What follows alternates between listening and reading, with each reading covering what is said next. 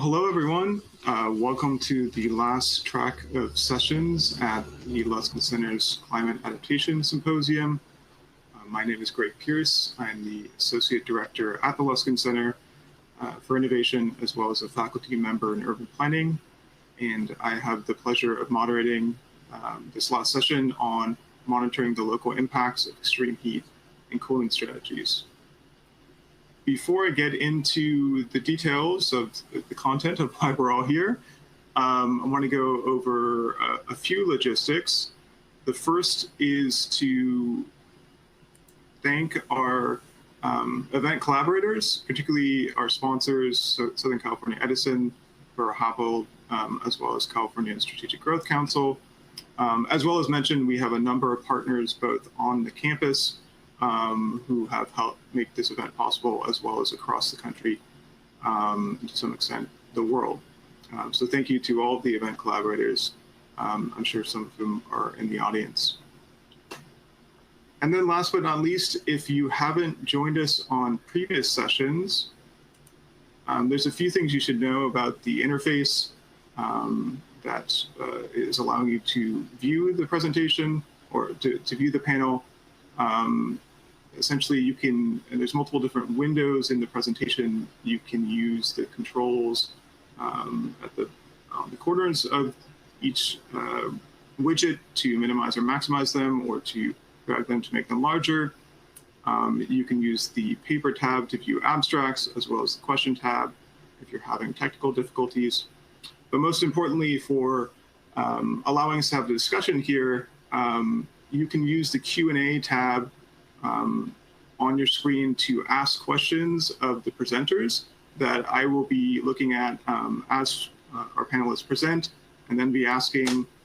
We should have time for questions for each presenter directly following their presentation, as well as hopefully at the end, a whole group discussion.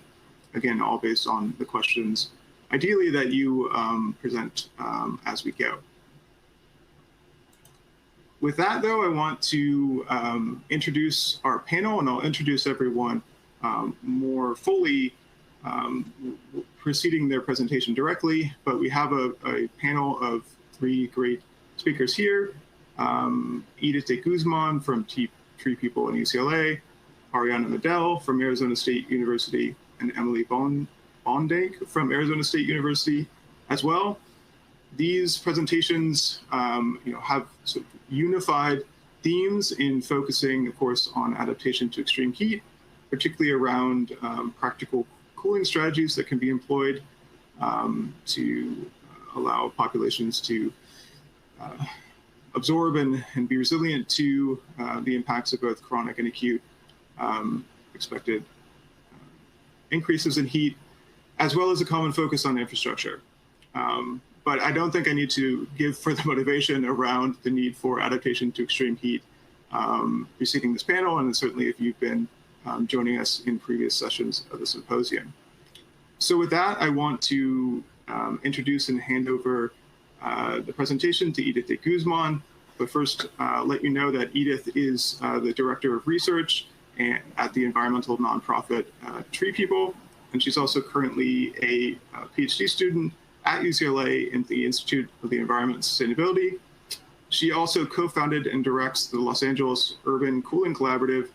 You'll be hearing more about the work of that collaborative and the research that the collaborative is doing in her presentation. So with that, I will hand it off to Edith. Thank you, Greg, and good afternoon, and welcome to the 9th inning of the symposium. And thank you to the Luskin Center at UCLA and to all of the sponsors for inviting us to present and for organizing really such a great virtual event. It's been a pleasure to be part of this, and it's a pleasure now to join you and to share some of the work that we've been piloting over the last few years in the LA region, with the intent of creating a process that can be replicated, or better yet, improved upon for other regions. These days, the organizations that I work with, TreePeople, is very focused on advancing equity and improving public health by prioritizing urban cooling solutions. But admittedly, that was not always the lens that we used for our work. In fact, after nearly 5 decades of TreePeople's leadership in urban forestry, our work down this path started just a few years ago with a seemingly simple question. I say seemingly because the question is deceptively simple. What should our urban tree cover target be? In reality, there are many different lenses through which to answer this question. Should we prioritize improving air quality through tree planting, increasing wildlife habitat, capturing stormwater? While we plant trees for all of these reasons and more, we determined that any target should serve to improve public health, and that in our warming climate, protecting against heat-related public health impacts is perhaps the most critical of goals that we could strive toward. At this point, we had a lens through which to tackle the problem. Now it was time to look through that lens and to see where it points. And this is where it points. The reality in Los Angeles and countless other urban areas is that many residents live in highly urbanized neighborhoods with the preponderance of heat-retaining built surfaces and with limited vegetation to provide shade and evaporative cooling.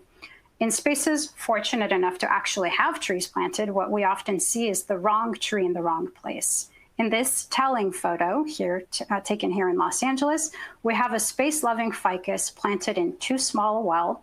Its branches are pruned very poorly, so poorly that all we see is some tufts of leaves that create almost no shade for pedestrians or bus riders. Instead of tangible benefits, we have a large mural that's paying homage to the idyllic beauty of a tree, which may provide some aesthetic benefit, but unfortunately provides no shade. So how is it to be a resident in these areas? We will hear quite a lot more, I think, about this from Ariane in just a little bit. But let me tell you, let me just give you a little bit of a glimpse about this. We worked with the student team from the UCLA Environmental Science Department to characterize the pedestrian experience of heat in 3 working class neighborhoods in LA. Here is one of our students in the city of San Fernando, just north of LA proper, with a thermal image of this bus stop site on the left side. On a 103-degree day, the surfaces here reached 125 degrees and 140 degrees for the bench and sidewalk, respectively. This translates into hotter ambient temperatures, which in turn translates to conditions that can be dangerous for more vulnerable populations, including the elderly, people with chronic medical conditions, outdoor workers, and the unhoused. It's a bit hard to see, but behind our students seated on the hot bench are a few bus riders who are huddled around the tree that is providing respite, despite being another example of a poorly pruned tree. In Los Angeles and in other urban areas, where you live impacts how much exposure you will have to heat and what amenities will be available for you to deal with heat waves. Take a look at these 2 images. How much green cover do you see on the left? For those of you familiar with LA, you can see the iconic Watts Towers in the top right of that image. This is an area that is 60% Latino, 40% Black, and the median household income here is just $25,000 a year. The image on the right is LA's Bel Air neighborhood, and to orient us, the parking lot at the bottom right of that image is part of the UCLA campus, where we would all be if it weren't for the coronavirus. Much more tree cover is obviously available here. In contrast, this area is 83% white, and the median household income is north of $200,000 a year.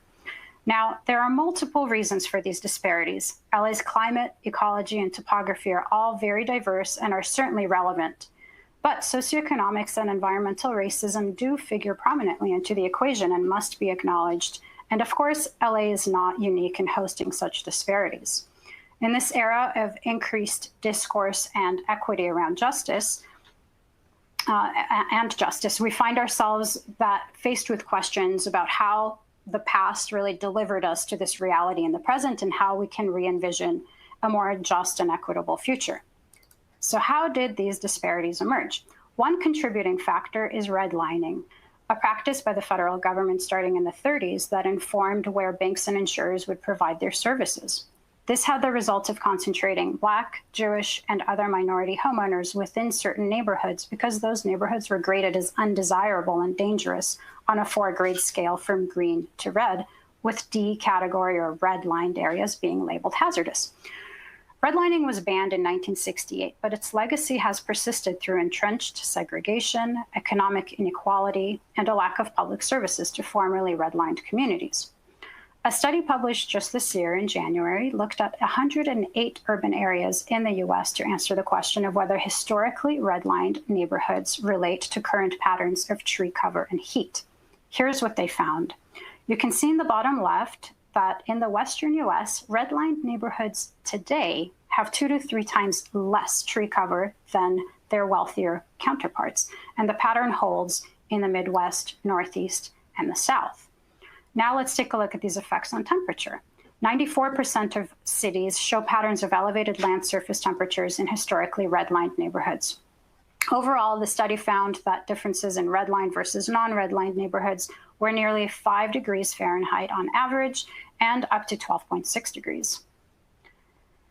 So now that you have a little context about the issue and some of the reasons why it persists, let's talk about solutions.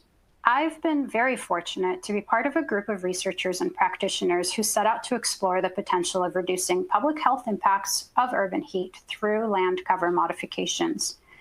We founded the Los Angeles Urban Cooling Collaborative, which has representation from academia, nonprofit organizations, and is really a national collaborative with partners in all parts of the US, focused on piloting new approaches in LA and sharing our process in other regions. We received generous funding from the USDA Forest Service and Harvard Westlake, which enabled us to tackle the study that you'll now hear about. The collaborative is a truly interdisciplinary endeavor. The project team included expertise in the areas of forestry, cool city technologies, policy, public health and medicine, bioclimatology, meteorology, anthropology, and geography. It was quite a fun experience to be a part of, and everybody really had something to contribute, and everybody had something to learn from the others because it was so interdisciplinary. Our climatologists, led by Dr. Larry Kalkstein, use an approach called synoptic climatology.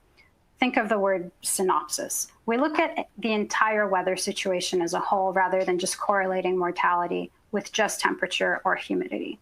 There are typical weather situations that stay in an area for a period of time. Think of a bell jar with humid, warm air that is replaced by a cold front represented by another bell jar. These are, there are about approximately a dozen or so air masses that impact Los Angeles in the summer, but there are only 2 that we're really concerned about, which produce dangerous heat conditions. One of these is the dry tropical air mass, or DT for short, which is the hottest of any air mass in LA, occurring during our notorious Santa Ana winds. The moist tropical plus, or MT plus for short, type brings hot and humid conditions that also produce increased heat-related public health impacts. And you'll hear about these DT and MT plus air masses throughout the presentation. By evaluating the frequencies of these air masses and just focusing on the air masses that we know bring about the bulk of heat-related problems, we can identify the impact of heat. Here are the frequencies for just a few select cities.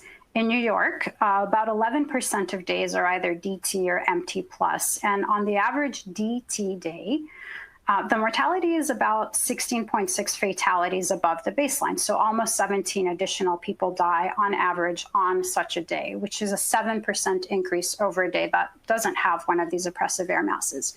This is a daily number, which means that the average number of deaths each summer could be well in the hundreds, but it varies. Some days are very high, some days are very low, and perhaps surprisingly, we see that there are less heat-related deaths in places like Phoenix, which is much more adapted largely because there is much less variability in the summer. So here's what we did with the synoptic climatology approach. We tested several prescriptions, as we like to call them, of tree cover and solar reflectance, or albedo, of roofs and pavements in LA. We tested combinations of low, moderate, or high, but still achievable targets, for example, high albedo and low tree cover. We tested these against baseline conditions, and we also ran climate projections to see if adopting these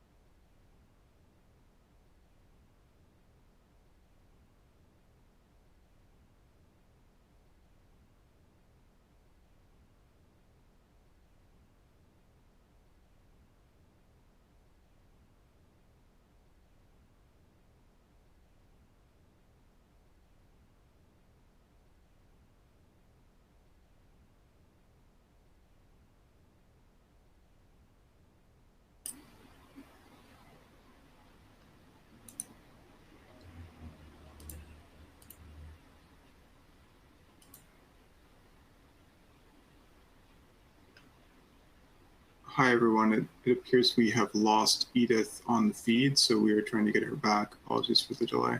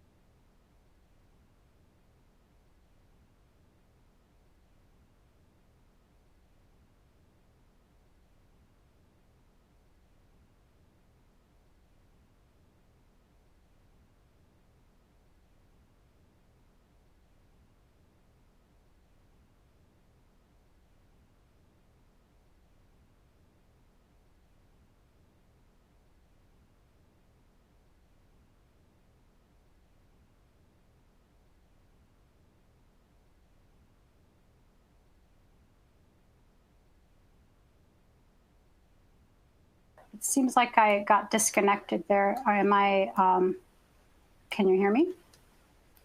We can, but yes, you were disconnected for quite some time. So glad to have you back. Thank you. Should I try to continue on? Yeah, we'll adjust with the timing on the back end. Okay, thank you very much. So what do you recall seeing last? I don't know what happened because my internet connection seems okay. I'm not sure when I left you. I think we were 3 or 4 slides back. Okay, so, okay, let's go ahead and try, let's see. Okay, so hopefully this isn't going too far back, but I'm explaining what we did with this synoptic climatology approach, and I really appreciate everybody's patience here as we all brave this new world. So what we did is we did an analysis on 2 different levels, countywide as well as a smaller district level analysis. Each had their own advantages for statistical strength as well as sort of applicability for seeing how we might actually apply the results. And we tested a few different types of prescriptions, combining tree cover and solar reflectance. So we looked at high albedo, low canopy and high albedo, sort of moderate or medium amounts of both, and then high amounts of all of it, which we consider to be still something that is within the realm of possibility. And our basic control was 16.6% tree canopy cover and 10% reflectance of pavements with 17% reflectance of roofs for the urbanized areas of LA County. We modeled 4 different types of heat waves to evaluate our prescriptions, hot and humid, a mix of dry and humid, less extreme heat wave to see how a more common event might respond to this kind of treatment, and finally, a very hot, dry Santa Ana type of event. And as you can see from the actual dates on the slide, we used observed historical data, which we used then to model with historical public health data for the same periods. Here's what the meteorological modeling actually looked like. This was led by Dr. David Saylor at Arizona State University. We broke down the county into grids, and here we see air temperature differences at a height of 2 meters for August 2009. The darker the blue, the more cooling is produced under a given prescription. So you can see the panel in the middle, which represents midday being the darkest. And this essentially means that we had the best result midday with up to 1 to 2 degrees Celsius reduction. The results show, you see also some arrows there with which indicate wind flow. And so you can see that by and large there's cooling, but you can also see that this prescription actually produced some relative warming for some small pockets of the county in the southeast on the right side panel there. This is likely because warm temperatures are shifted from one part of the county to another. With the climate modeling complete, we were able to bring in public health data and model the impacts on people's health. Here is the September 2010 dry tropical heat wave. On the far left, you can see mean and apparent temperatures as well as mortality increases. Looking down the column that's marked RX0, which is our controller baseline, we see all days were in the oppressive dry tropical air mass category. And we see that the daily estimated increases in mortality were from 5% to 18%. For the whole heat wave, it's an average of 12.4% mortality increase over a non-heat wave day, which represents 74 extra deaths during this particular heat wave. Then if we apply the prescriptions of tree canopy and reflectance, in day one of this heat wave, we actually changed an air mass. And you can see that it moves from DT to DM, which is dry moderate. This is not an oppressive heat wave type and does not generally kill people.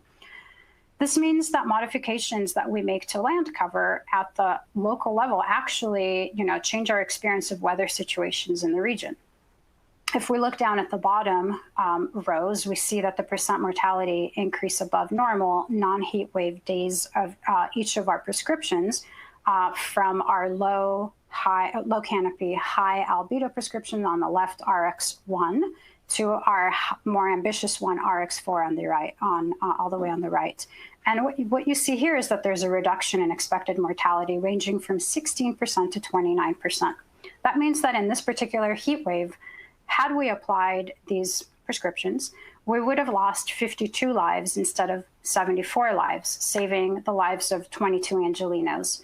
Just think, if we can save 22 lives in one heat wave, imagine what we could do over a whole summer or over multiple years or decades.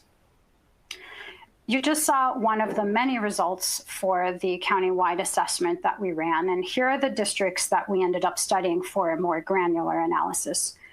We came up with 18 total districts, but reduced them to 11 districts that were developed around typologies that take into account socioeconomic variables. Virtually all of these 11 districts were high-density, low-income neighborhoods where we generally see the burden of heat-related illness borne.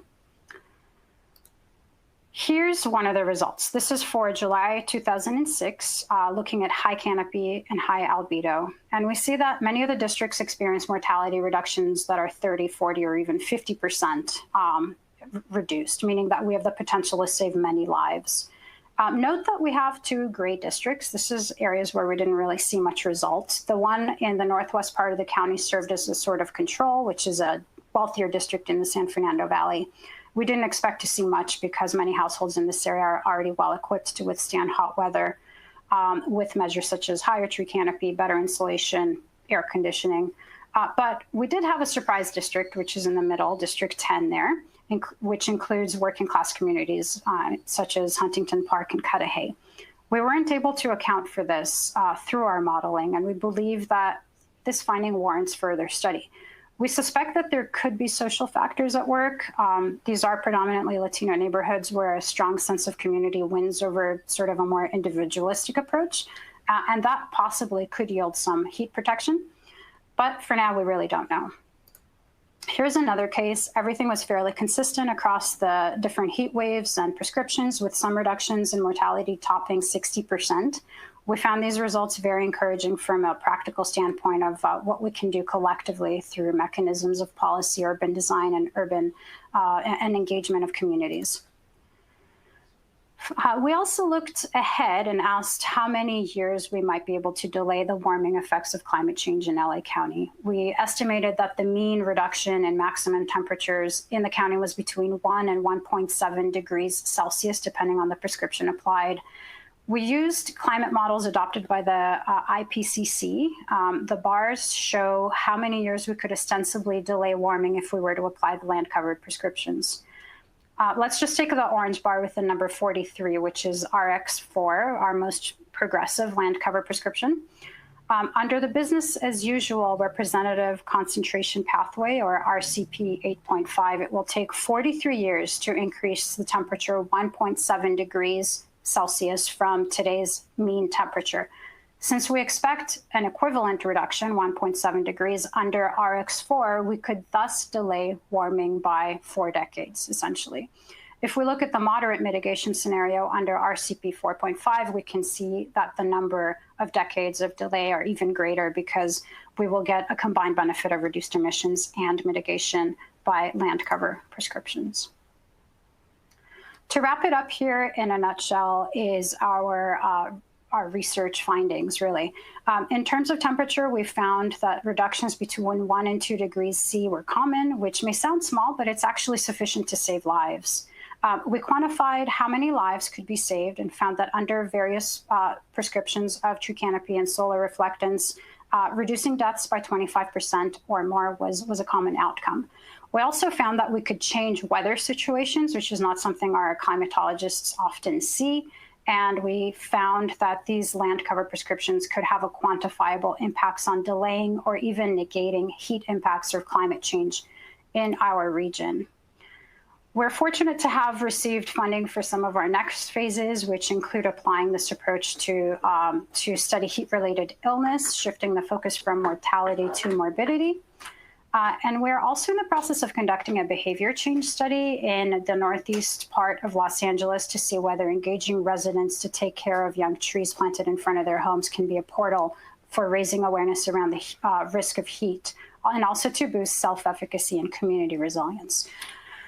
For that study, we are testing various types of engagement and messaging and evaluating how effective each one is through longitudinal surveys and collecting observed data such as the moisture content of soil and parkways in front of each participant's home.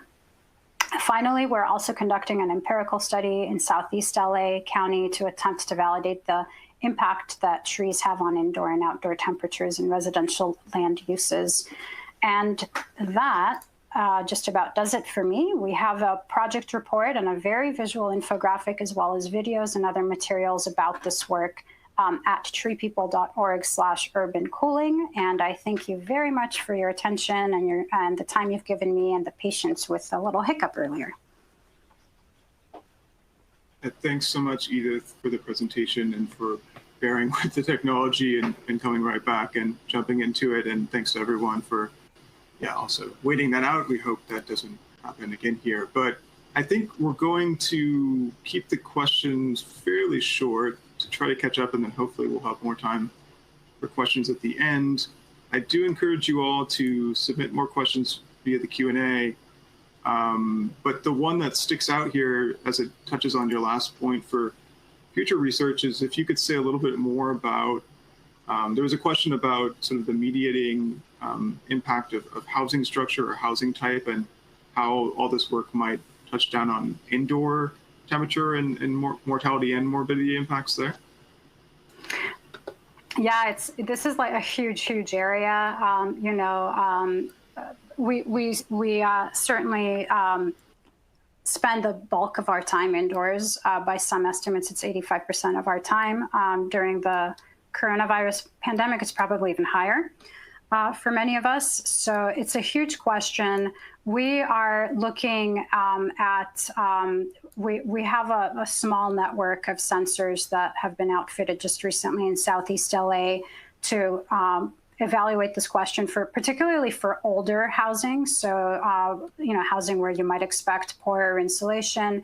And we're looking at homes that either have no air conditioning or just wall or window units, which tend to have less effectiveness in keeping a space cool. So there's a lot more to be done here. The bulk of the work that's been done around thermal comfort and the effect of trees on various environments has been done in outdoor spaces. So we're trying to crack the nut of indoor research, but it's admittedly a really complicated set of questions that we have to kind of try to untangle because there are so many factors to look at. Great, thanks again. And again, hopefully we'll have more time for questions at the end of the session. Although I will note there's another question that just came in around the relative importance of increasing reflectance for shading. And our next speaker, I'm sure Edith could speak to that, but I know our next speaker will be touching on that as well. So perhaps we can, Ariane can speak directly to it, or we can also touch on it at the end. But with that, I do want to introduce Ariane Middel. Ariane Middel is an assistant professor in the School of Arts, Media, and Engineering at Arizona State University. Her research lies in really an interdisciplinary way in the field of urban climate, with a focus on climate-sensitive urban infrastructure, particularly in the face of extreme heat and other types of climate uncertainty. And she directs the Shade Lab, which I'm sure she'll be touching on some of their work as she presents. Yeah, thank you so much, Greg, for the introduction. Good afternoon, everyone. Thank you for sticking around for the fourth quarter of this webinar. And as Greg said today, I will share some results of pedestrian thermal exposure studies that we conducted in Arizona and California over the past several years with the Shade Lab. I probably don't have to motivate this topic, but it has been a brutal year. I think we have broken every single heat record that existed in the books. Palm Springs over Labor Day weekend hit 120, Death Valley hit 130. Phoenix broke the record for the hottest month in July with 99 degrees Fahrenheit, just to break it again in August with 99.1. We've had 53 days of 110 degrees or over. Previous record was 33. So it's been really a very bad year for Phoenix and the Southwest in general. And obviously, heat is a really big issue in this region. It's a major threat to public health. And heat comes in many flavors. Heat is most often described as air temperature, which is the reading you get from the weather forecast from the airport. Heat can also be surface temperature, meaning the skin temperature or the touch temperature. That's what you would get from satellite images. But as you're talking about pedestrians, the most important heat variable to look at is actually the radiant temperature, and that's the radiation that hits your body as you're outdoors or indoors from all directions. So there's this concept called mean radiant temperature, and you can measure this. And this is where MARDI comes into place. MARDI is essentially a weather station on a garden cart and measures mean radiant temperature, which is essentially the heat load the body receives outdoors when you're in the sun or in the shade. And if you're in the sun, this heat load can be up to 54 degrees Fahrenheit higher than if you're in the shade, because you have this added shortwave radiation that hits your body and that really, really heats you up when you're in the sun. MARDI is COVID approved. MARDI wears a mask, and MARDI has 6 sensors that are called net radiometers. These are the sensors attached to the card that look a little bit like WALL-E, or like these circles. And they're on cross arms that help MARDI with social distancing. So MARDI has been very active during COVID. And I would like to share results from 2 studies that we conducted. One specifically focuses on the benefit or impact on shade, and the other study actually looks at reflective pavement, and we conducted that study in Los Angeles last year. But let me first touch on the first study. This is in collaboration with the city of Tempe. So the city is actively involved in the research design and the results. And the problem the city faces oftentimes is that they would love to plant more trees to produce more shade, but besides the water use issue, trees really have a hard time surviving in the environment, and it's sometimes very tricky to place them because there are infrastructure challenges. There might be sewer lines underground or power lines above or underground. There might be business signage that's been blocked by the trees. So it's really, for the city, it's really challenging to find locations where they can actually plant trees. And there's no actionable information out there that can help cities make good decisions on potentially on viable shade alternatives, because as opposed to, instead of trees, you may think about shade sails or shade structures that you could place to provide more shade. So the research question of this particular study was, what's the most effective shade type depending on the context? Are you in a park? Are you on a multi-use path? Are you on a right-of-way? Are you in your backyard? And what's the effective shade type that could potentially speaking is difficult, that could potentially replace trees in spaces where it's difficult to plant them? And the goal of this study is to eventually develop guidelines and best practices that the city of Tempe then can use in their decision-making for active shade management. So in order to do this study, we took Marty on a couple of road trips or transects that were conducted in various locations in Tempe around ASU's campus, roughly between 8 o'clock in the morning and 9 o'clock at night. It was an hourly transect that we conducted each hour. So it took about 45 to 50 minutes to complete the route. We selected spots along the route that had a particular shade type, and then we also selected some reference locations that were sun exposed so that we could essentially quantify the shade performance in reference to these exposed reference locations. The study has been going on since 2016, and since then we found 159 unique locations and have about 2,000 observations of mean radiant temperature in the shade versus in the sun. The way we grouped these shade types was, obviously we have a reference location that's as unobstructed as possible, as sun exposed as possible. But then we group these shade types into 3 categories. One is the lightweight or engineered shade category. That's all the shade types you could provide that could be temporary and that are more lightweight. So this could be an umbrella, this could be a pergola, shade sails, photovoltaic canopies, these types of things. The second shade category we came up with is shade from urban form.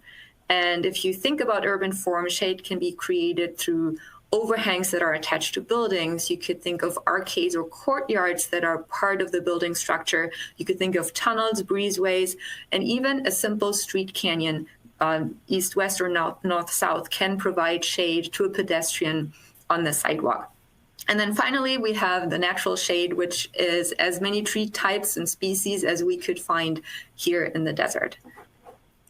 So we measured those shade types, and we're still crunching the numbers, but here are some preliminary results. If you look at the shade groups overall, that means that's the shade performance, the difference in mean radiant temperature between a sun-exposed site and a shaded site. The urban form shade performed the best. So any shade that's very solid, from buildings, from street canyons, from awnings, overhangs, overall, distributed over the day, was the best solution. The natural shade, the trees, were in the medium range, and then the lightweight and engineered structure were just a runner-up. They were not as effective, but any type of shade is good. So so they were doing their job. If you look at different times of day, because shade travels, right? Because the sun changes its position throughout the day. If you look at the noon time, which is the time when the sun is pretty much on top of your head, and that's the peak time of your surface temperatures usually. During that time, you have a similar ranking. The urban form performed the best. The trees were in the middle, and the lightweight structures were the runner-up. If you look at the late afternoon, which is usually the time when your air temperature peaks, during that time, again, urban form was most effective, but the natural and the lightweight structures were performing equally well. And then an interesting portion, if you look at the time right after sunset, this is the time when you can experience this heat retention that happened because the shade structure is essentially blocking the air underneath to get released back into the atmosphere. And during this time, you can see a slight warming in terms of the mean radiant temperature, and that's because you have these the long wave radiation from the hot surfaces that's essentially stuck under the shade structure. So you can measure this. It's probably not so much that you can feel it, but it's Marty can pick that up. So overall, all shade is great. We don't want to discourage people from providing shade, but if you look at the detailed performance, the shade from urban form and from these solid structures was most effective in reducing mean radiant temperature and also surface temperature under the shade structure. And then the trees and the lightweight structures were runner-ups, so shade sails, umbrellas, pergolas, any shade of that sort. The shade structures and also the urban shade, the urban form shade was had a different performance depending on the orientation of the shade structure. And then if you look at the trees, native trees usually didn't perform as well because they have a lower leaf area density, and non-native trees that require more water, obviously pine trees, eucalyptus trees, were a little bit more effective in terms of reducing the mean radiant temperature. And one limitation of the studies, we tried to really capture as many shade types as possible, and we were sacrificing a little bit the repetition in terms of measurements in order to really make statistically significant findings. You would have to increase the sample size of the different tree species, for example, but we're not there yet. So this is the first step, and hopefully the city of Tempe, once we crunch the numbers, will find this information really useful when it comes to active shade management. The second project I would like to touch on is a cool pavement assessment. And for that project, we went to Los Angeles last summer. Actually, we were there for different reasons, but we brought Marty with us. And Los Angeles had just started to coat some of the residential neighborhoods with Cool Seal, which is a slurry, a highly reflective cover that increases the albedo of the surface, meaning it increases the reflectivity. And what happens is that, in theory, the sun that hits the surface or the asphalt isn't stored in the asphalt as much, but most of it is actually, or more of it is actually reflected back into the atmosphere, which helps with the surface urban heat island and hopefully also reduces temperatures, air temperatures at night. So what happens if you apply this coating, there's an example on this slide of a visible and a thermal image of 4 colored patches. If you look at the lighter colored patch on the bottom, that has a hotter surface temperature. So red means, no, that actually has, sorry, I'm getting confused. It has a lower surface temperature. So in this thermal image, red means it's actually cooler, and yellow means it's warmer. But then if you look at the 2 brown patches, the one to the left and to the right, they look the same on the visible image, the same to the eye, but then the thermal camera picks up different surface temperatures because those 2 colors, those 2 panes have a different reflectivity. So the pane to the left is actually a little bit higher reflective, not to the visible eye, but in the spectrum that the thermal camera picks up. So that surface is actually a little bit cooler than the other surfaces. So this is the principle behind these cool pavements. We went to 2 neighborhoods in Los Angeles, Sun Valley and Pacquiao. They had just been coated between 5 and 6 weeks before we got there.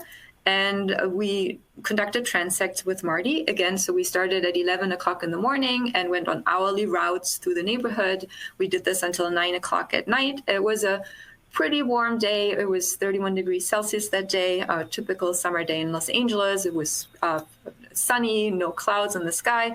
And we in total sampled 48 different locations on regular asphalt, on the coated cool paint, the coated asphalt, and on the adjacent sidewalks.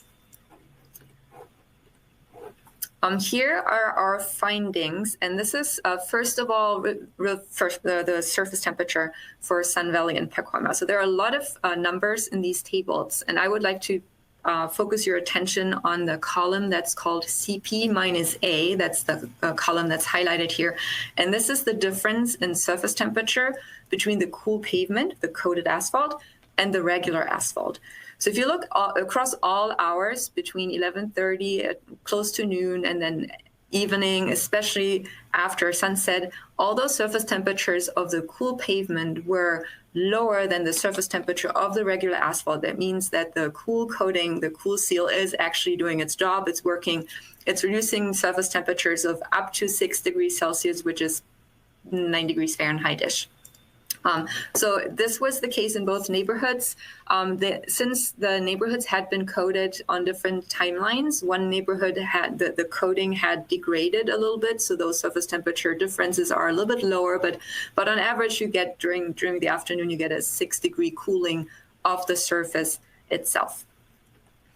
Then we looked at air temperature, and air temperature in both neighborhoods did not really vary much if you look at the cool pavement areas versus the regular asphalt areas. There was a little bit of air temperature reduction in the afternoon for Sun Valley, about 0.5 degree Celsius, which, if you're looking at your energy use of a building, can already be a significant number because it's very sensitive to the outer air temperature. But on average, it was not a lot of air temperature reduction that we found with Mardi in those two neighborhoods. And also the next slide shows a variable, again, that's very relevant for pedestrians. And this is the mean radiant temperature, which is the heat load on your body. And here you see that if you compare the cool pavement mean radiant temperature to the regular asphalt mean radiant temperature, you see that a pedestrian who's walking in the center of the road, like Mardi, would experience an additional heat load of about 4 degrees Celsius during midday and about 2 degrees in the afternoon. At night, it would be the reverse. There would be actually a slight warming. So this led us to conclusions that there are a lot of trade-offs when you look at any heat mitigation strategy, be it planting trees or be it cool pavement. So if we compare all these results again, so we have the albedo of the regular asphalt, which was 0.06 to 0.08. The cool pavement had an albedo of 0.25, which is a big increase from the regular asphalt albedo. The cool pavement that was slightly older was at 0.18, so it had degraded a little bit. It got a little bit darker, so the reflectivity was a bit reduced. But in essence, the cool pavement was converted into a concrete sidewalk, so it had the albedo essentially of a sidewalk.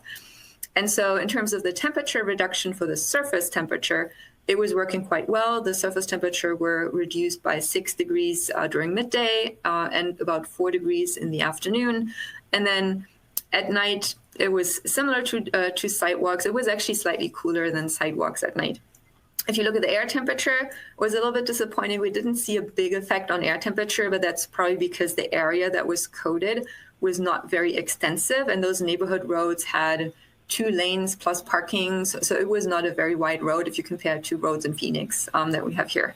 The shortwave radiation, because there's more reflection because of the higher albedo, was actually increased by about 118 watts per meter square on average. And at noon, it was about 168 watts per meter square on average. And it was also slightly increased on the sidewalk, about 20 to 30 watts per meter square, but not that this is not a number that you would experience as a pedestrian if you're walking over the sidewalk. So you wouldn't feel the difference at all.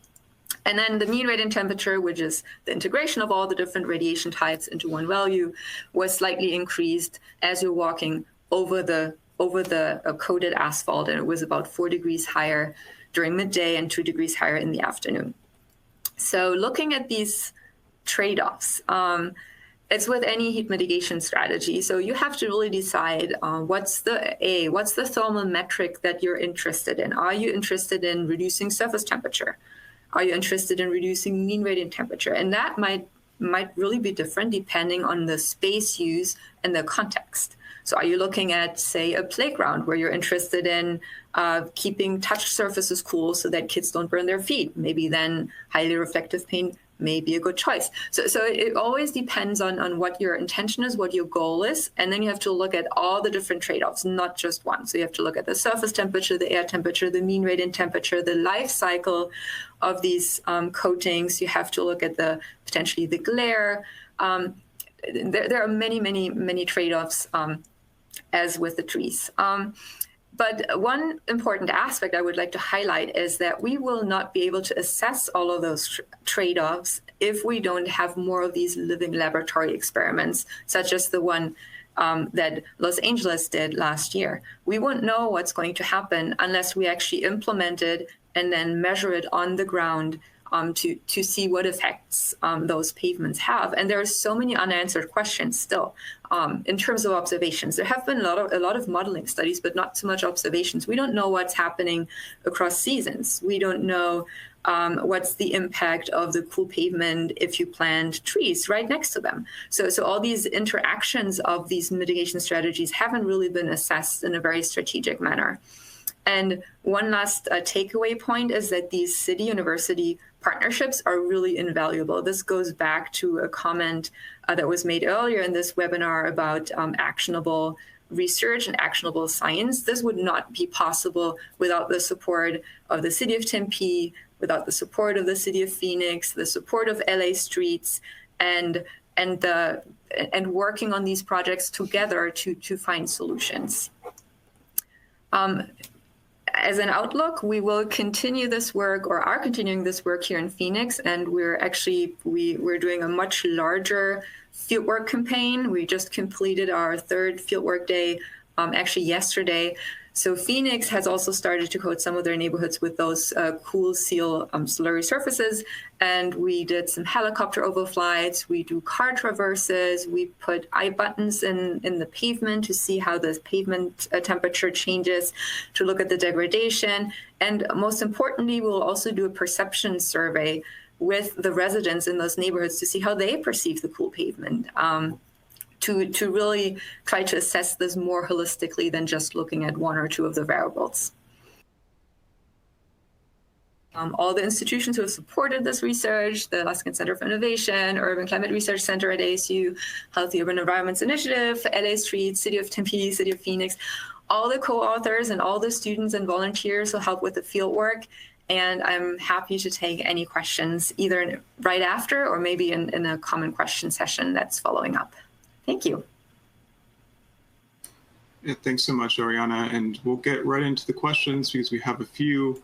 I'm going to start with the broadest question, and then there's some very specific questions. The first one, though, was really asking whether you could discuss how your results sort of fit in with Edith's findings around decreased mortality, or whether you see an interaction there. How would you respond to that? Wow, that's a tricky question because the scale that Marty works at is really at the neighborhood scale. So I would be careful making any statements about how this is going to impact mortality or morbidity, because I think it's really difficult to scale up with this type of instrumentation. It is definitely all these interventions that we do at the neighborhood scale. I mean, this is usually where interventions happen, right? They don't happen at the city scale. They start at the neighborhood scale or individual household scale. All of those will benefit public health, but since I'm not a mortality and morbidity expert, I would be very careful in making any statements about in which, what's the magnitude of the benefit in terms of health. Okay, yeah, thank you for that. The next question is around whether you examine the effect of the canopy aspect ratio, or the height of buildings, on shading. And the questioner is wondering about the difference between, say, a suburban area and a downtown. Yes, so this is one of the aspects we will look at when we look at the urban form, the urban form type of shade. We actually are developing typical shade curves to look at how the mean rate of temperature reduction behaves for these different shade types. And if you think about a curve, the mean rate of temperature curve, for example, for a street canyon, and the street canyon is very wide, so you have a wide road but not very tall buildings. In that sense, the shade curve would be very like wide and then fall off. And then if you have a street canyon that's very narrow, or you have buildings that are very tall, you would only have a small peak of the mean radiant temperature that's really high when the sun's right over your head. And then it would be, the curve would be kind of squished. So we're developing these curves to better quantify what the impact of, say, the street width or the sky view factor or the aspect ratio has on the mean radiant temperature reduction. Great. And then the last question, which may be a big one, is whether you've compared the costs and cost effectiveness of these various interventions? No, we have not. We have not looked at the costs in terms of the shade structures, but this is something, again, this goes back to the actionable science that we need help with from the city of Tempe. In the past, we've looked a little bit at costs for implementing trees and also the benefits of trees using iTree. But there hasn't been a holistic or comprehensive assessment of all the different costs. Usually for trees, if you look at shade structures, they have an initial really high upfront cost, and then probably low maintenance costs unless really something big happens, whereas trees have a low initial cost, but then they keep costing money throughout their lifetime. So you would, when you look at those costs, you really have to look at the whole life cycle of the shade type. And we haven't done this yet. But this is definitely on our to-do list. Sounds good. Thanks so much. With that, I think we'll have to transition to our last but not least speaker, who is Emily Bondank. Emily is a postdoctoral researcher also at Arizona State University.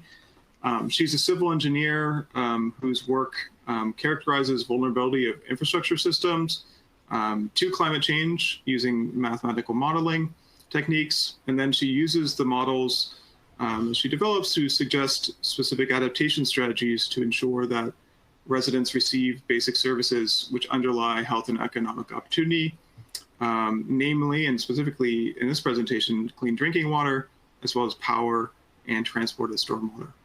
With that, I will hand it over to Emily. Thank you very much, Greg, and good evening to you all. I'm here in DC. So I'm going to start my timer. All right, so today I'll be sharing with you some work we've been doing at ASU in our Resilient Infrastructure Lab to look at how projected increases in temperature in hot regions, like in the region where we did this research in Phoenix, how it might cause indirect impacts to human health through the interruption of infrastructure services, and namely drinking water services.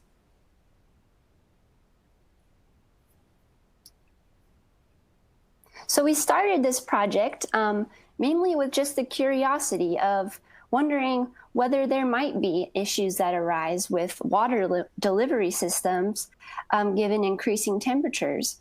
And that's in addition to the stresses that we've already learned about for water resources themselves and the decreasing availability of them. We know that as temperatures rise, this is important because we know that people will need more access to water, whether it's for creating more of these tree covers systems that we've heard about in previous talks today, or whether it's about staying hydrated or having water for power generation for more AC within indoor environments. In all those cases, water is a critical component of those. And so the infrastructure network that allows water to be delivered is also critical to maintain in a hotter future. The graphic I made on this slide to the left is a depiction of all of the water systems that feed into, within and out of an urban area. And for this study, we looked at specifically how the infrastructure within a city might be stressed. And so that's called water distribution systems, and they're comprised of components like pipes, pumps, tanks, reservoirs, and other things. But we find from the literature through a review from our curiosity is that, like people, these hardware components are sensitive to heat in one way or another. For example, the motors and electronics within pumps are more likely to overheat under hotter conditions and fail and cause water to stop moving because they have failed. Metal pipes corrode faster, plastic pipes degrade faster, and the quality within the water itself degrades faster as well. In our study, we're interested in the case of Phoenix temperature projections, and so we have downscaled climate models for the metro region of Phoenix, and we look at the representative concentration pathways of 4.5 and 8.5. And we look at averages, which are these solid lines, and then also the very maximum projection run and the minimum run as well within our study. Oh, I have not been advancing these slides. So this is what I was referring to when I was talking about temperatures. Okay, so the research question that emerged from our exploration of this question was, how might temperatures affect the reliability of water distribution systems? And really that means the ability for water to be delivered to people, given that we know that these components are sensitive to heat. There's no direct data of failures over time to draw from, so our overall approach is to use simulation and to simulate component failure over time, given the accumulation of exposure to temperature, and then to embed those component failures within a network model of water distribution, which will simulate the consequential service losses. And ultimately, we'll see what the percentage change in failures and losses is between different climate change scenarios versus a baseline scenario. And so as a preface, I'm going to get into the math of how we characterize how temperature causes component failures. And it has a lot of probability and statistics, and I'm going to fly by it. But please, if you're interested, ask questions in the question and answer session. This slide here is its own publication. So there's a lot to be unpacked, but I'll be breezing by. So for the first step, we took equations provided in our literature review that described basically how things change for components given change in either ambient or water temperatures. And we used those along with distributions of the parameters in those equations, which kind of characterize operational scenarios in the real world. And we use that to make probability distributions of component failure, which were dependent explicitly on temperature. So for example, just focus your attention on this first curve image on the left. With higher temperatures, the probability of failure distribution for motors, this is representing motors and electronics. The distribution shift to the left as it takes less time for components to have high likelihoods of failure given more temperature. The outcome of that kind of shifting process was the creation of individual probability of failure distributions for each possible temperature within a range given a time frame that we were looking at within Phoenix. We found that, okay, there's all of the temperatures from our projections show from 0 to 50 degrees Celsius. And we created a distribution for each of those. We then transformed those distributions into cumulative distribution functions, just in order to have a better sense of the cumulative probability over time. We also call this the population unfitness because it characterizes that type of component's probability of failure, but not an individual component within that population. And so for each of these lines, you can see that as the colors get darker, that's representing a higher temperature, and it makes it quicker to be more likely to fail, if that makes sense. Okay. But in order to estimate a component's probability of failure on a given day, we didn't just want it to be a function of a scenario of one possible temperature is exposed to. We wanted it to be the cumulated exposure of the temperature the component had experienced over its lifetime. And we think that just like humans, the damage of heat to these hardware components is dependent on time in combination with the magnitude of exposure. So therefore, we've created this characterization of exposure, which is represented by the magnitude weighted by the amount of time. And they're multiplied together here as a simplified characterization. What we did with that characterization of exposure is create one probability distribution function for each type of component that is dependent on the exposure, including time and magnitude there. To create them, we took probabilities from the temperature failure CDFs with different values of durations and magnitudes of temperatures, but that had the same combined value of exposure, and we binned them together and averaged them. Complicated process. It's how we decided to characterize this. Okay, so now that I've gone into the depths of our probability creations, now I'll get into how we use them within a simulation.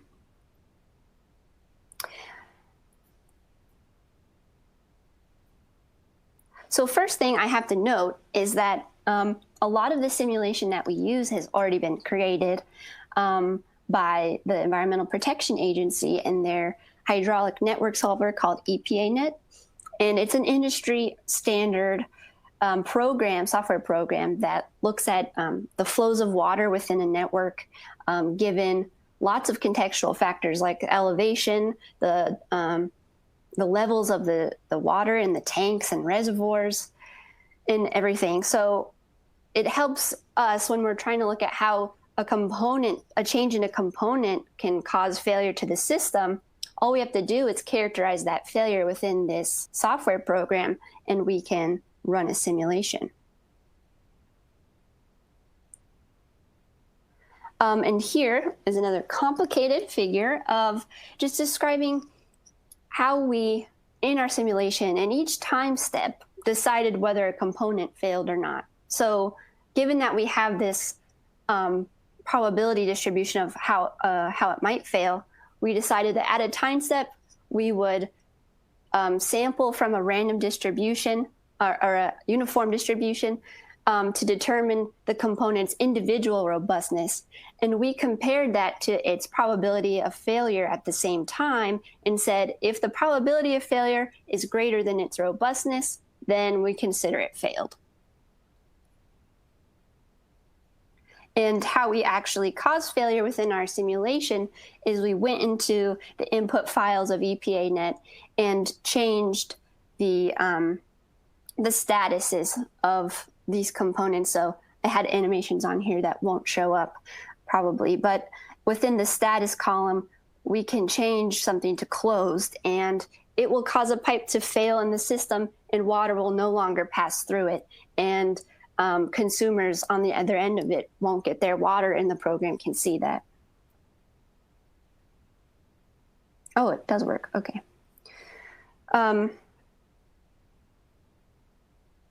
But all of this is done within like a simulation process that iterates over each hour.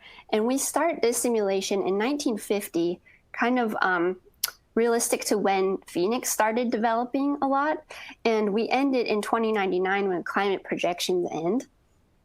And we constantly have inputs of what the temperature is, what our state of components are given the temperature, and also if components have failed, how long will it take for them to come back on in a future time step, given average repair times from the industry.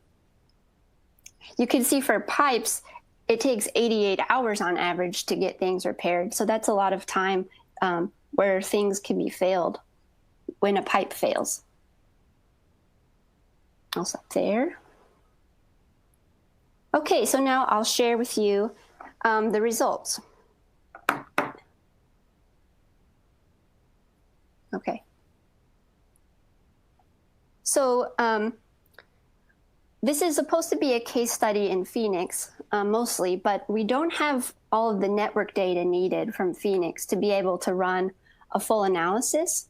So what we did is we looked at a theoretical large-scale system that's kind of representative of Phoenix, but just the number of components. So we just looked at component failures for Phoenix. But in order to get a sense of how those component failures may cause service losses, we had to look at a real network. And one of them, pretty much the only one available in our industry, is one of North Marin, California. And so we ran Phoenix temperatures on this smaller scale network to see possible effects of outages. And so here's just a snapshot of the numbers we used for the components. There's a lot of pumps and a lot of pipes in Phoenix, in the metro region. Or actually, I think this is a city, not metro region. Okay, so then the results are in the form of showing you the percentage of the total baseline failures at the end of our simulation in 2099 for each of these components. And so I lost my legend at some point on these figures, but the dotted lines show you the minimum and maximums projection runs of RCP 4.5 and 8.5, and the solid lines show you the averages. But the gray line's important. It shows you the baseline temperatures, if temperatures from 1950 to 2020 were to be extended into the future. So we see with the other lines how much more of an increase in failures we may see with these other future projections of temperature besides just a repeat of the past. And what we find is that if we do end up seeing a future of the average RCP scenarios, there will be a small but like non-negligible percent increase in failures. And then if we see a max projection, see a large and probably very significant increase in failure. Interestingly, minimum projections produce less failure than an extension of historical conditions. So if that happens, we'd be fine. Okay, and then to look at the effects of those component failures on the system, we look at North Marin. Here's the system. This is just north of the Golden Gate Bridge. It's pretty small. Okay, and then the results here are showing you two different types of outages according to the pressure loss. And an outage that has less than 20 pounds per square inch, which is a vacuum pressure service outage, is really concerning. And the other one, between 20 and 40 PSI, is also concerning, just not as much. But what we see with the same units here in this graph is that we could see up to around a 20% increase in service outages. And so the takeaway from these graphs of percent increases is that water utilities should consider this within their yearly budgets and prepare for the likely increase in failures going forward. We haven't assigned a likelihood that the projections will be realized. We can't say that this will happen for sure, but if they look at a range of possible futures, they should see that, okay, in a lot of these futures, we're not going to be prepared for these failures if we just keep on investing what we did in the last year, which is how they typically decide to invest right now. So we may suggest that they start investing in more, or at least preparing their repair teams to act quickly in the face of failures that do happen so that the time of outage is less. And that goes into my last result slide, which is that we use this model to kind of prod the assumptions in it to characterize adaptation strategies. And so we changed what we characterize as preventative maintenance within the model, which changes the probability of failures. And we we improved basically the preventive maintenance by 50%, and we received 17% offset of failures that may happen from climate change for only the plastic pipes, which are PVC here. But so that's like a marginal change, given that there's other components that didn't experience change there. But what's really exciting is that if you implement repair times that are 50% below the average repair time reported in literature, there's a potential to see a four-fold or four-factor offset. So basically a reduction 4 times in the outages that occur from climate change, the increase in outages from climate change. And so that's all I had to present about it. We named the simulation Perseus as the great god of destruction, so it's kind of negative take on the whole project, but it was a good name, we thought. And here's my information if you have any questions that doesn't fit into our session today, please reach out. Thank you. Thanks so much, Emily. As a person who spends a lot of time focusing on access issues among those served by small drinking water systems, I find this just incredibly novel. I haven't seen many studies on this front. And I guess, yeah, the first question I see here is around, well, how visible this issue is in the water industry's eyes, and whether that sort of, well, whether proactive measures are being taken, can be taken, or how that conversation could be pushed forward. Like you see, I mean, you see such a big focus on, of course, outages on the energy utility side, and whether there's comparison there. Yes. So the comparison is that for electric utilities, I think they are required to collect much more data. They have reliability regulations. And so I think this type of knowledge is more at the forefront of their minds in designing and maintaining their systems. But I did some interviews with water utility people in Phoenix, and it's definitely something that's on their minds, whether it's being used or not within their designs. They recognize, okay, the failure rates are going up for these components. And they see anecdotally that it sometimes does cause failures that wouldn't have happened if it were cooler. But I think maybe a step in the direction towards including this information more systematically would be to collect more data and to have the motivation to use it more. And actually, luckily, there's been some advancement around this with the American Water Infrastructure Act, which is now requiring utilities to do a resilience assessment. And so it's the first thing of its kind in the water industry. And I think it'll start pushing them towards looking at this, not just for heat, but for an all hazards approach, which is really exciting.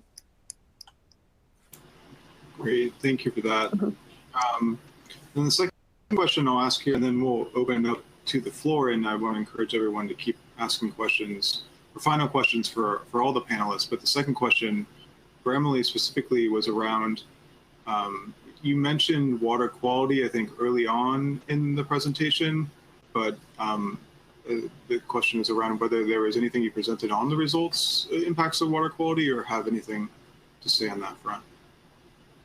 Sure, thank you for that. In this presentation, it's all geared towards the simulation model, but we, in that simulation model, did not do water quality analysis, so it gets lost in this presentation. But for the first paper we did on this, we did look at looking at how water quality changes with scenarios of temperature change, and we see that it has one of the most or the highest percent increases in DBP concentrations, and the chlorine residual goes down, and those percent changes are significant, it seems. Okay, great, thank you. So I'm not seeing too many additional questions coming in for all the panelists. So I think I actually want to ask first the panelists if you have any questions or comments on each other's presentations or general observations, having heard the three presentations.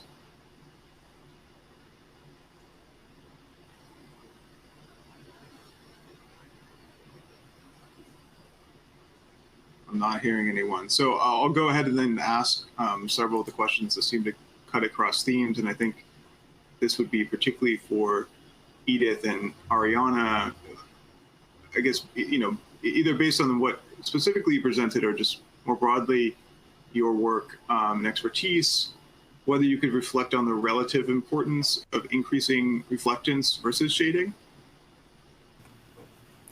I would say that, and this is a wide guess, but I think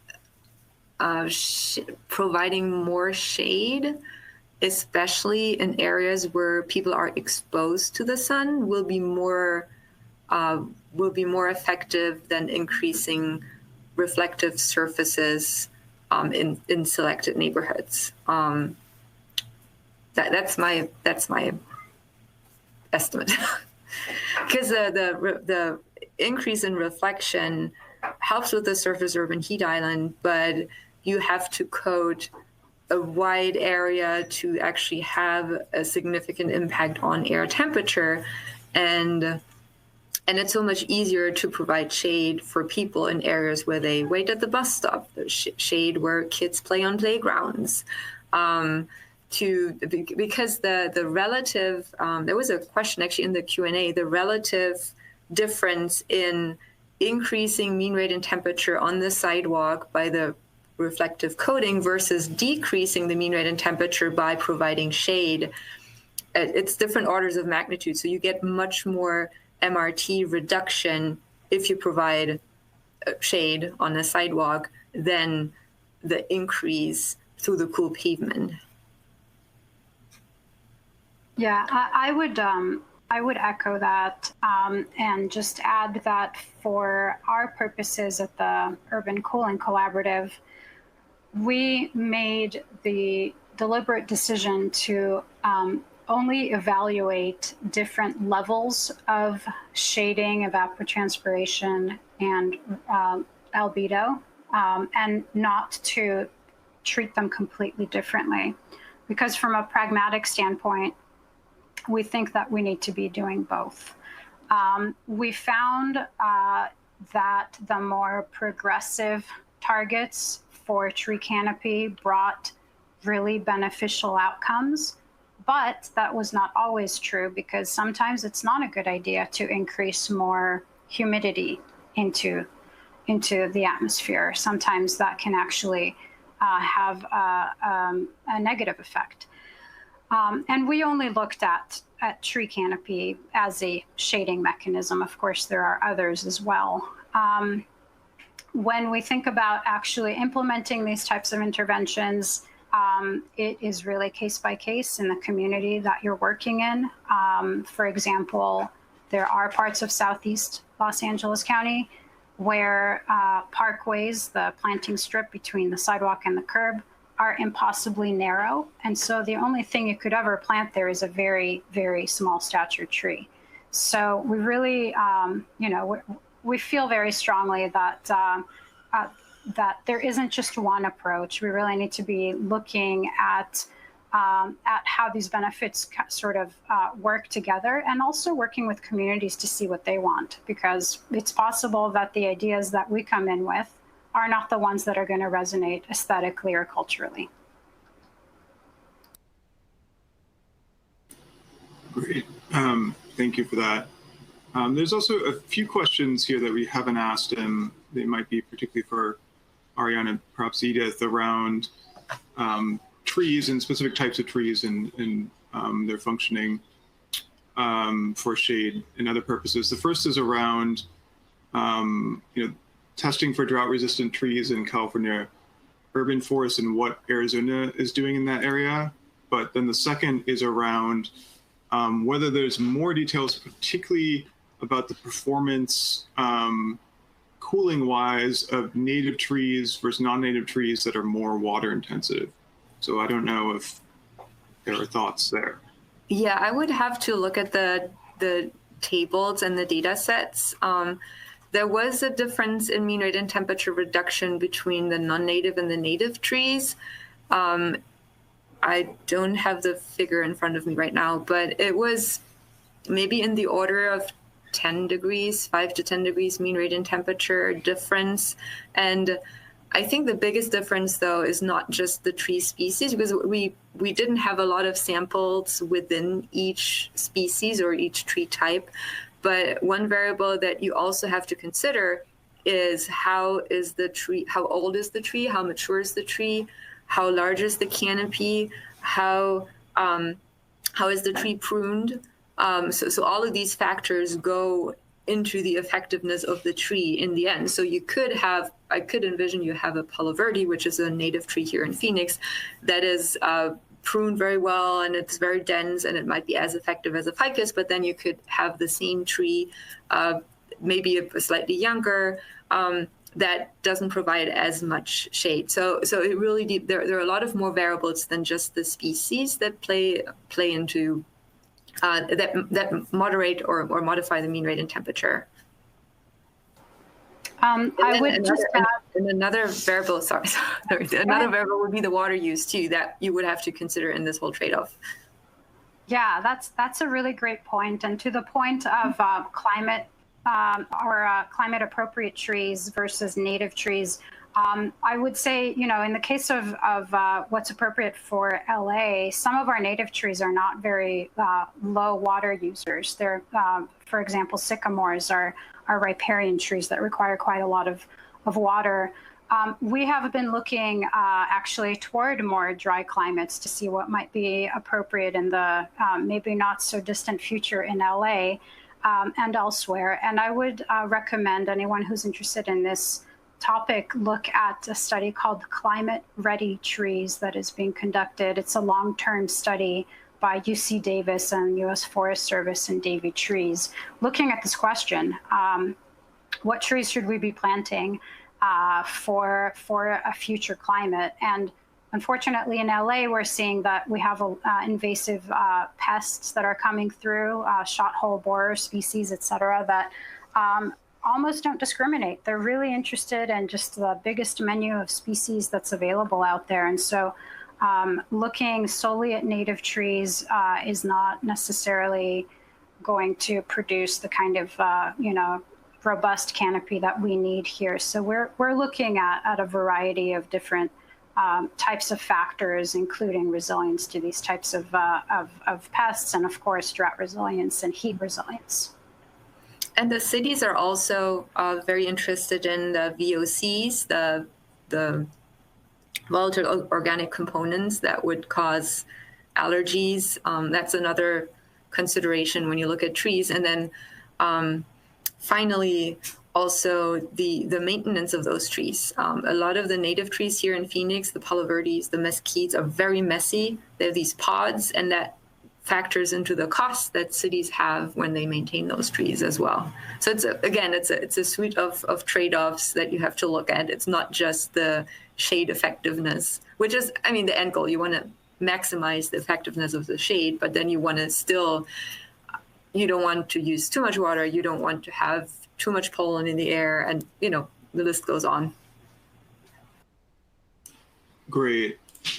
Well, we're at time, and I don't want to hold people at the end of a long and productive day of discussions and presentations. So I just want to close by, we have your questions. I can forward the additional questions that weren't answered to the speakers, and hopefully we can put you in touch. But I want to close here by thanking all of those who tuned in and asked questions, as well as particularly our panelists, Edith, Ariana, and Emily. Thank you for your patience with the technical glitch on the session, and thank you for your participation throughout the day in the symposium. We hope you'll be in touch, and we encourage you to be in touch with us at the UCLA Luskin Center for Innovation, as well as panelists to continue and move forward this important work around climate adaptation. And with that, have a good evening.